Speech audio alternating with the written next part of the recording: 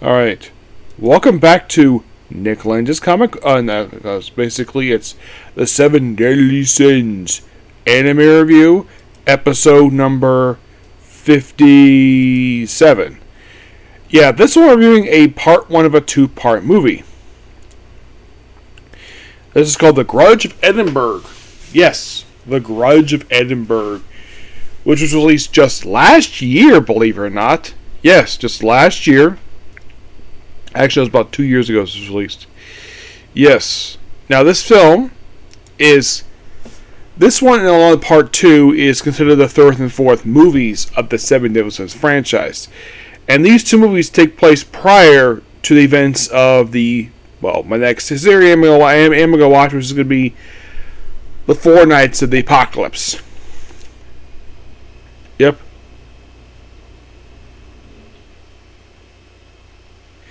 Yeah, and if you see this movie for the first time, you probably know something different between this movie and the last movie.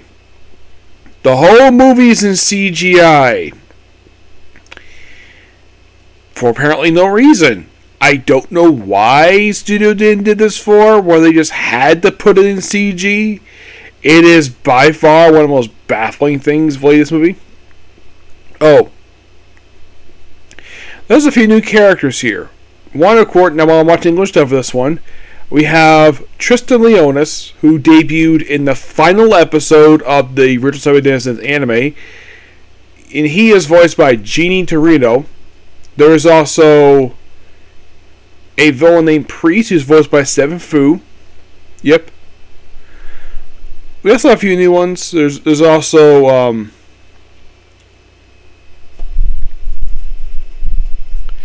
now, most of all the members of Seven Deadly Sins are in the movie, and they're also voiced by the same people. Heck, they even have like Denzel Leonis, you know, Elizabeth's uncle, who died in the main series. Now, this technically is his first movie he appears, and it's the same voice actor from the series, which gotta praise him for that. So it's all CG. The main villain of this movie is a bit interesting. He is a supporting character from the series, and you would not expect him to be the villain, but here he is. He's a villain. So, in terms of this movie, basically, so the movie starts out with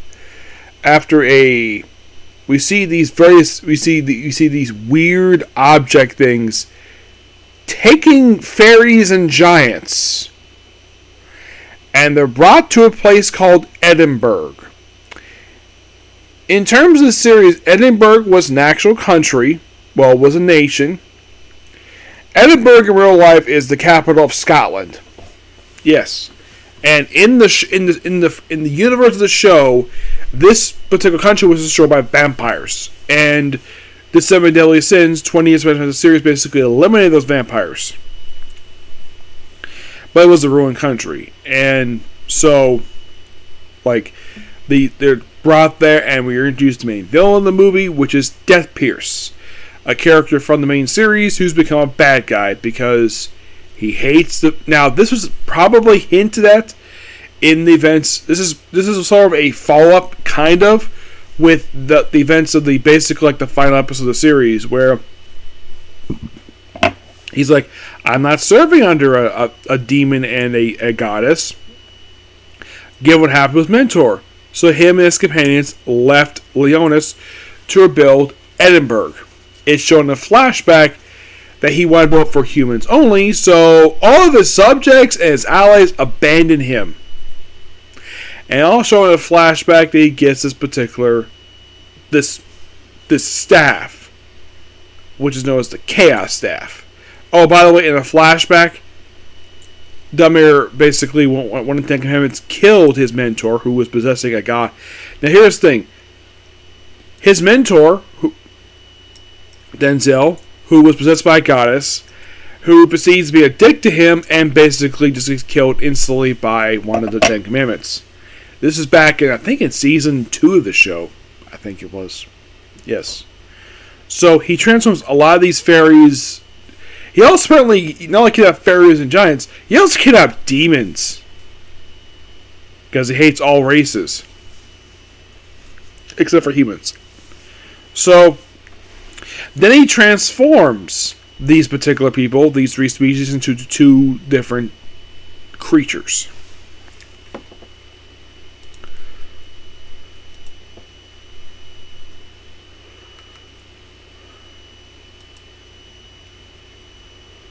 We also debut a little young giant. These kids appear here. We have Miko, is voiced by Ryan Bartley. Met her, one of a person, me in person. There is also Kamali, who is obsessed with Tristan. She's voiced by Lily Pichu, a YouTuber. Yes, believe it or not. There's also Tyrone. He's voiced by Casey Mago.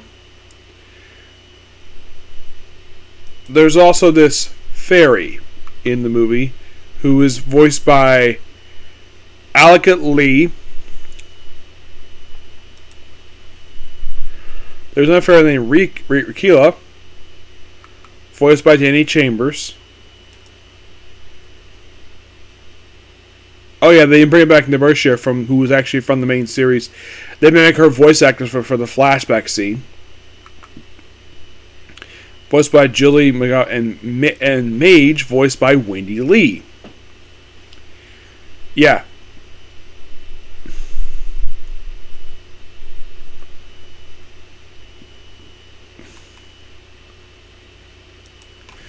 So Mage and Knight. So we show in a flashback Tristan, where he's fighting a young kid. And he ends up basically, his blood is hurting him, and we see his vision is blurry, and then all of a sudden he stabs the kid he causes forehead to bleed. Of course, this actually is a hint for a character later on in the movie. So then we see him riding a horse. I think it's with Gother, who does nothing this movie. I should also point out, though, Merlin is not in this movie at all, which you can kind of think of basically the previous movie probably being her last appearance because, well, we'll get to talk about some Four Nights Apocalypse. So, yeah. So he rides horses, and apparently he's also with Hendy to learn, like, basically medicine. And of course, they have this wonderful scene of basically Meliodas, Elizabeth, and Tristan all sitting at a long table, and they move the plates over to a smaller table so they can all eat together because they're big fans of the long table. I mean, they're family. They don't need to eat separate like that. Yep. So he runs off, of course. When he's in town, he saves people with his power.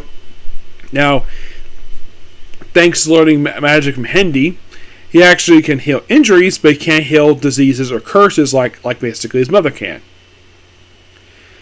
And from what I can tell, Elizabeth is very much basically supported basically his... This is like how I want to become a holy knight, per se.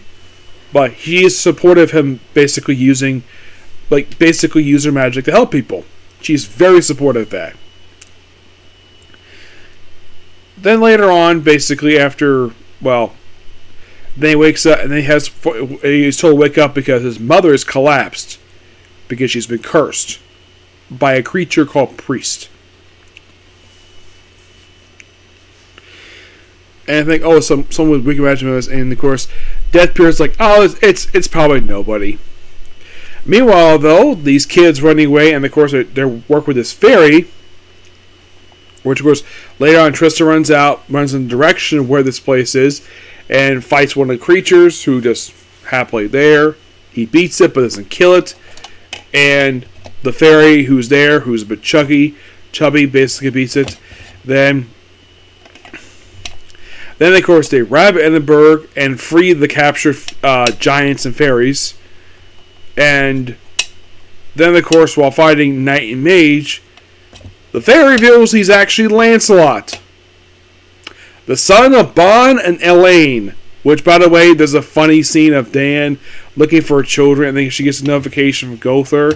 Then King gets it, and Bon gets it too, after he basically spent some time in bed with Elaine. When he gets out of bed, he's wearing pants. Now she, unknown if she's wearing anything per se, I get the fact the scene is a nod to a scene from the manga, where in the manga, this happened during the final season of the show, that they have this, where they changed it, because in the manga, Elaine was butt naked. And my guess is the animators may have thought that maybe some animation probably thought, oh, let's have Bond and Elaine in bed, but let's have them wear some clothes. Despite the fact that Elaine is not a child. She's a fairy. And they may interpret it as if they show her butt naked with Bond in bed, they might imply that Bond might be a child molester. That's possible why they changed it. Here, she's clearly not wearing anything on top. Unknown if she's wearing anything under the sheets at all, because they're apparently living in the tree that she used to live on top of. I find that to be interesting, to be their home now. And of course, it's contemplated by Gother. They don't do anything in the movie, and of course, now Edinburgh looks like a big mansion for a castle. Yes, it looks like an actual mansion. Like I say, this one building is the whole country. Okay. But the movie itself basically ends on a very happy note by revealing the fairies actually Lancelot, which of course basically they hint this because Tristan also goes that particular thing he did in the flashback. But all in all, good movie. Yep. But it's only part 1 of 2. I'll do part 2 next, and then it's finally on to the main series. By the way, this movie is only 52 minutes. Thinking, wow, that's average like for some anime movies. It can be, yes. At least it's not 30 minutes. Yeah, thank God for that. Okay, so that's pretty much a particular review. Please be sure to like, comment, subscribe, turn notifications, and do another segment. I'm going to go to the bathroom, get my cup washed, and come back to watch the very next episode, next part of the movie, and then do the show. So hopefully soon, okay? Thanks, bye.